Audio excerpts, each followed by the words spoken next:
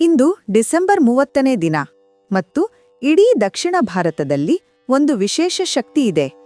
ಇಂದು ವೈಕುಂಠ ಏಕಾದಶಿ. ಈ ದಿನದ ಹಿಂದಿನ ಕಥೆ ಕೇಳಿದರೆ ನಿಮಗೆ ಗೊತ್ತಾಗುತ್ತದೆ, ಇದು ಕೇವಲ ಒಂದು ಹಬ್ಬವಲ್ಲ, ಇದು ಮೋಕ್ಷದ ದ್ವಾರ ತೆರೆಯುವ ದಿನ. ಪದ್ಮಪುರಾಣದಲ್ಲಿ ಒಂದು ಕಥೆ ಇದೆ.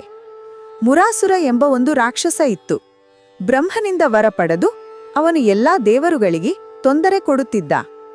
ದೇವರುಗಳು ವಿಷ್ಣುವಿನ ಬಳಿ ಹೋದರು. ವಿಷ್ಣುವು ಮುರಾಸುರನೊಂದಿಗೆ ಯುದ್ಧ ಮಾಡಿದ, ಆದರೆ ಅವನನ್ನು ಸೋಲಿಸಲು ಸಾಧ್ಯವಾಗಲಿಲ್ಲ. ಆಗ ವಿಷ್ಣುವು ಬದರಿಕಾಶ್ರಮನ ಬಳಿಯ ಸಿಂಹಾವತಿ ಎಂಬ ಗುಹೆಗೆ ಹೋದ. ಅಲ್ಲಿ ಅವನು ತನ್ನ ದಿವ್ಯ ಶಕ್ತಿಯಿಂದ ಯೋಗಮಾಯೆ ಎಂಬ ದೇವಿಯನ್ನು ಸೃಷ್ಟಿಸಿದ. ಆ ದೇವಿ ಮುರಾಸುರನನ್ನು ಸಂಹರಿಸಿದಳು. ಸಂತೋಷಗೊಂಡ ವಿಷ್ಣುವು ಆ ದೇವಿಗೆ ಏಕಾದಶಿ ಎಂಬ ಹೆಸರು ಕೊಟ್ಟು ಭೂಮಿಯ ಎಲ್ಲಾ ಜನರ ಪಾಪಗಳನ್ನು ನಾಶ ಮಾಡುವ ಶಕ್ತಿಯಲ್ಲೂ ಕೊಟ್ಟ. ಆದರೆ ಇದು ಮಾತ್ರ ಕಥೆಯಲ್ಲ, ಇನ್ನೊಂದು ಆಸಕ್ತಿಕರ ಕಥೆ ಇದೆ ಜಯ ಮತ್ತು ವಿಜಯರ ಬಗ್ಗೆ. ಈ ಇಬ್ಬರು ವೈಕುಂಠದ ದ್ವಾರಪಾಲಕರು. ಒಮ್ಮೆ ಬ್ರಹ್ಮನ ಮಾನಸಪುತ್ರರಾದ 4 ಕುಮಾರರು ವೈಕುಂಠಕ್ಕೆ ಬಂದರು. ಆದರೆ ಜಯ ಮತ್ತು ವಿಜಯರು ಅವರನ್ನು ಒಳಗೆ ಬಿಡಲಿಲ್ಲ. ಕೋಪಗೊಂಡ ಕುಮಾರರು ಅವರಿಗೆ ಶಾಪ ಕೊಟ್ಟರು. ಭೂಮಿಯಲ್ಲಿ ಜನ್ಮ ತೆಗೆದುಕೊಂಡು ಕಾಮ, ಕ್ರೋಧ, ಲೋಭಗಳನ್ನು ಜಯಿಸಬೇಕು ಎಂದು. ವಿಷ್ಣು ಅವರಿಗೆ 2 ಆಯ್ಕೆಗಳನ್ನು ಕೊಟ್ಟ. 7 ಜನ್ಮ ಭಕ್ತರಾಗಿ ಇರಬೇಕು ಅಥವಾ 3 ಜನ್ಮ ಶತ್ರುಗಳಾಗಿ ಇರಬೇಕು. ಅವರು 2ನೇ ಆಯ್ಕೆಯನ್ನು ಆರಿಸಿದರು, ಏಕೆಂದರೆ ಬೇಗ ವೈಕುಂಠಕ್ಕೆ ಹಿಂತಿರುಗಬೇಕಿತ್ತು.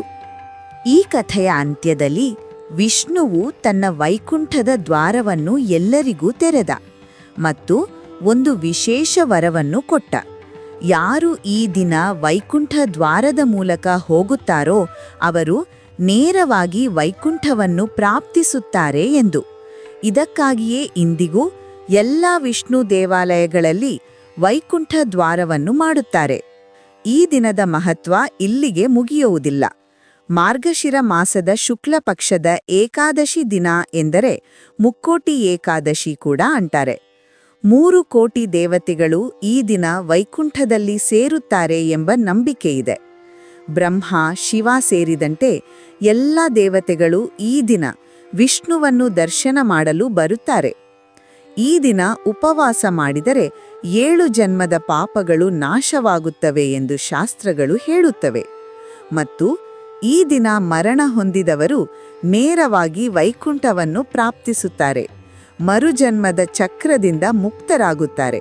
ಇದು ಕೇವಲ ನಂಬಿಕೆಯಲ್ಲ, ಇದು ಆಧ್ಯಾತ್ಮಿಕ ವಿಜ್ಞಾನ. ವಿಷ್ಣುವಿನ ಭಕ್ತಿಯಿಂದ ಮನಸ್ಸು ಶುದ್ಧವಾಗುತ್ತದೆ, ಲಕ್ಷ್ಮೀದೇವಿಯ ಅನುಗ್ರಹದಿಂದ ಸಮೃದ್ಧಿ ಬರುತ್ತದೆ ಮತ್ತು ಕುಬೇರನ ನವರತ್ನಗಳು ಪ್ರಾಪ್ತಿವಾಗುತ್ತವೆ. ದಕ್ಷಿಣ ಭಾರತದಲ್ಲಿ ಈ ಹಬ್ಬದ ಮಹತ್ವ ಅಪಾರ. ತಿರುಪತಿಯಿಂದ ಶ್ರೀರಂಗಂವರೆಗೆ, ಗುರುವಾಯೂರಿಂದ ಪಂಢರಪುರವರೆಗೆ ಎಲ್ಲ ವಿಷ್ಣು ದೇವಾಲಯಗಳಲ್ಲಿ ವೈಕುಂಠ ದ್ವಾರ ತೆರೆಯುತ್ತಾರೆ. ಲಕ್ಷಾಂತರ ಭಕ್ತರು ಈ ದ್ವಾರದ ಮೂಲಕ ಹಾದು ಹೋಗಿ ಮೋಕ್ಷದ ಅನುಭವವನ್ನು ಪಡೆಯುತ್ತಾರೆ. ಇದು ಕೇವಲ ಸಂಪ್ರದಾಯವಲ್ಲ, ಇದು ಆಧ್ಯಾತ್ಮಿಕ ಪ್ರಯಾಣದ ಒಂದು ಮಹತ್ವದ ಹಂತ. ಈ ದಿನದ ವಿಶೇಷತೆಯೆಂದರೆ ಇದು ಕೇವಲ ಉಪವಾಸದ ದಿನವಲ್ಲ, ಇದು ಆತ್ಮಶುದ್ಧಿಯ ದಿನ, ಭಕ್ತಿಯ ದಿನ, ಸೇವೆಯ ದಿನ. ವಿಷ್ಣುವಿನ ನಾಮಸ್ಮರಣೆ, ಭಜನೆ, ಕೀರ್ತನೆ, ದಾನ, ಧರ್ಮ ಇವೆಲ್ಲವೂ ಈ ದಿನ ವಿಶೇಷ ಫಲವನ್ನು ಕೊಡುತ್ತವೆ. ಅಕ್ಕಿ ತಿನ್ನದೇ ಇರುವುದು, ಸಾತ್ವಿಕ ಆಹಾರ ಸೇವಿಸುವುದು, ರಾತ್ರಿಯಿಡೀ ಜಾಗರಣೆ ಮಾಡುವುದು ಇವೆಲ್ಲವೂ ಮನಸ್ಸನ್ನು ದಿವ್ಯತೆಯ ಕಡೆಗೆ ತಿರುಗಿಸುತ್ತವೆ. ಇಂದಿನ ಯುಗದಲ್ಲಿ ನಮಗೆ ಈ ಹಬ್ಬದ ಅರ್ಥ ಇನ್ನೂ ಹೆಚ್ಚು ಮಹತ್ವದ್ದು. ಜೀವನದ ಒತ್ತಡ, ಆರ್ಥಿಕ ಚಿಂತೆಗಳು, ಸಾಮಾಜಿಕ ಸಮಸ್ಯೆಗಳು ಇವೆಲ್ಲದರ ಮಧ್ಯೆ ವೈಕುಂಠ ಏಕಾದಶಿ ನಮಗೆ ಶಾಂತಿಯ ಮಾರ್ಗವನ್ನು ತೋರಿಸುತ್ತದೆ. ಇದು ನಮಗೆ ಹೇಳುತ್ತದೆ, ಭೌತಿಕ ಸಂಪತ್ತಿಗಿಂತ ಆಧ್ಯಾತ್ಮಿಕ ಸಂಪತ್ತು ಮುಖ್ಯ, ಅಹಂಕಾರಕ್ಕಿಂತ ವಿನಮ್ರತೆ ಮುಖ್ಯ, ಸ್ವಾರ್ಥಕ್ಕಿಂತ ಸೇವೆ ಮುಖ್ಯ ಎಂದು. ಈ ವೈಕುಂಠ ಏಕಾದಶಿಯ ಸಂದೇಶ ಸರಳ ಆದರೆ ಆಳವಾದದ್ದು. ನಮ್ಮ ಹೃದಯದ ದ್ವಾರಗಳನ್ನು ತೆರೆದು ಪ್ರೀತಿ, ಕರುಣೆ, ಕ್ಷಮೆಯನ್ನು ಒಳಗೆ ಬಿಡಬೇಕು. ಕಾಮ, ಕ್ರೋಧ, ಲೋಭ, ಮೋಹ, ಮದ, ಮಾತ್ಸರ್ಯಗಳನ್ನು ಹೊರಹಾಕಬೇಕು. ಆಗ ನಮ್ಮ ಜೀವನವೇ ವೈಕುಂಠವಾಗುತ್ತದೆ. ಇದಕ್ಕಾಗಿ ಯಾವುದೇ ವಿಶೇಷ ಸ್ಥಳಕ್ಕೆ ಹೋಗಬೇಕಾಗಿಲ್ಲ, ಯಾವುದೇ ಸಂಕೀರ್ಣ ಕ್ರಿಯೆಗಳನ್ನು ಮಾಡಬೇಕಾಗಿಲ್ಲ. ಕೇವಲ ಶುದ್ಧ ಮನಸ್ಸಿನಿಂದ ವಿಷ್ಣುವನ್ನು ಸ್ಮರಿಸಿದರೆ ಸಾಕು. ಇಂದು ವೈಕುಂಠ ಏಕಾದಶಿಯ ಈ ಪವಿತ್ರ ದಿನದಲ್ಲಿ ನಾವೆಲ್ಲರೂ ಈ ಸಂದೇಶವನ್ನು ಹೃದಯದಲ್ಲಿಟ್ಟುಕೊಳ್ಳೋಣ.